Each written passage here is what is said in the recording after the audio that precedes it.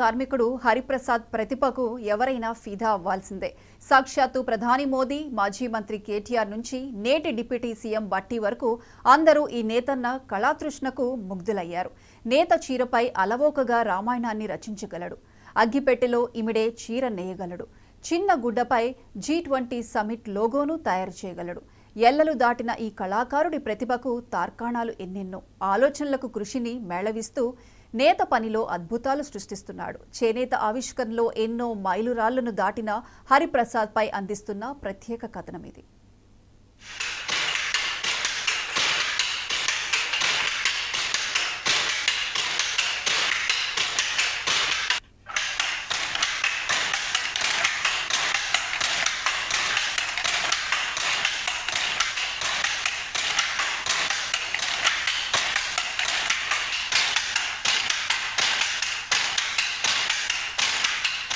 సిరిసిల్లలోని నెహ్రూ నగర్కు చెందిన నేత కార్మికుడు ఎల్ది హరిప్రసాద్ చిన్నతనం నుంచే మరమగ్గాలపై ఆసక్తిని పెంచుకున్నారు. తనదైన ఆలోచనలకు పదును పెట్టారు.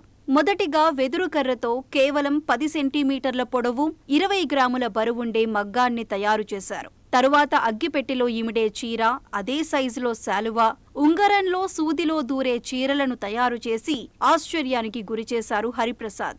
ఆయన కళాత్మకతను గుర్తించిన ప్రభుత్వం కొండా లక్ష్మణ్ బాపూజీ రాష్ట్ర స్థాయి అవార్డుతో సత్కరించింది.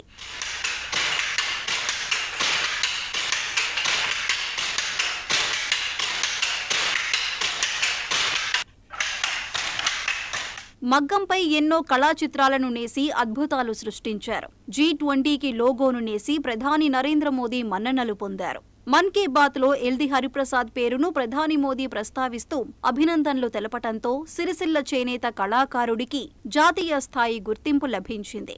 అయోధ్య రాముడి ప్రాణప్రతిష్ఠ సందర్భంగా రామాయణ ఇతివృత్తం ప్రతిబింబించేలా బంగారు పట్టుచీరను నేశారు. భద్రాచలం సీతారాముల కళ్యాణ మహోత్సవం సందర్భంగా బంగారు పట్టుచీర నేసి సమర్పించారు. చేనేత దినోత్సవం కేంద్ర ప్రభుత్వం ఏర్పాటు చేయడం నిజంగా సంతోషం. మా చేనేతకు కూడా ఒక దినం గుర్తించి ఆ రోజు వివిధ రాష్ట్రాల్లో రాష్ట్ర అవార్డులు, జాతీయ స్థాయిలో చేనేత కళాకారులకు కూడా చేనేత అవార్డులు ఇవ్వడం నిజంగా చాలా సంతోషం. నేను కూడా చేనేతలో ఎన్నో ప్రయోగాలు చేయడం జరిగింది. మొన్న కూడా అయోధ్య సీతారాముల ప్రాణప్రతిష్ఠ సందర్భంగా సీతమ్మ వారికి బంగారు పట్టు చీర నేసినాను. అందులో సీతాదేవికి సంబంధించిన చీరను నేయడంలో రామాయణంలోని ఇతివృత్తాలు పది తీసుకొని ఈ చీరను నేసినాను. భద్రాద్రి సీతమ్మ వారికి కూడా సీతారాముల కళ్యాణానికి పట్టు చీర నేసినాను. G20 లోగో నేసి దేశ ప్రధాని మన్ననలను కూడా పొందిన. మొన్న కూడా 3వసారి దేశ ప్రధాని ప్రమాణ స్వీకారానికి నిజంగా చేనేత కార్మికుడినైనా నాకు ఆహ్వానం రావడం, వెళ్ళి రావడం కూడా నిజంగా చాలా గర్వంగా ఉంది.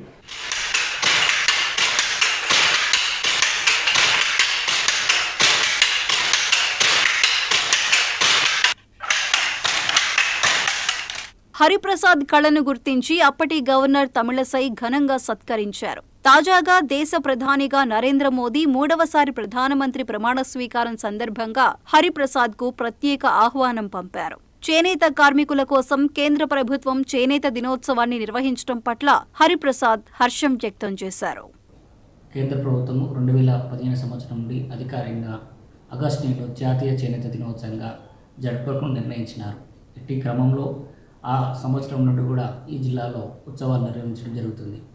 ఈ సంవత్సరం కూడా ప్రభుత్వ ఆదేశాల ప్రకారంగా ఆగస్టు నెలను మన జిల్లాలో గణనీయంగా జరుపుటకు ప్రభుత్వాలు నిర్ణయించినారు. ఇట్టి క్రమంలో దీనిలో భాగంగా ఈ కార్యాలయం నుండి నేతన్న విగ్రహం వరకు చేనేత కార్మికులు మన ప్రజాప్రతినిధులతో ర్యాలీగా నిర్వహించడం జరుగుతుంది. అదేవిధంగా హై స్కూల్ పిల్లలకు ఎస్ఏ రైటింగ్ కాంపిటీషన్, వక్తృత్వ పోటీలను కూడా నిర్వహించడం జరుగుతుంది. వాటిలో ప్రథమ, ద్వితీయ, తృతీయ బహుమతులు వారికి ఇవ్వడం జరుగుతుంది.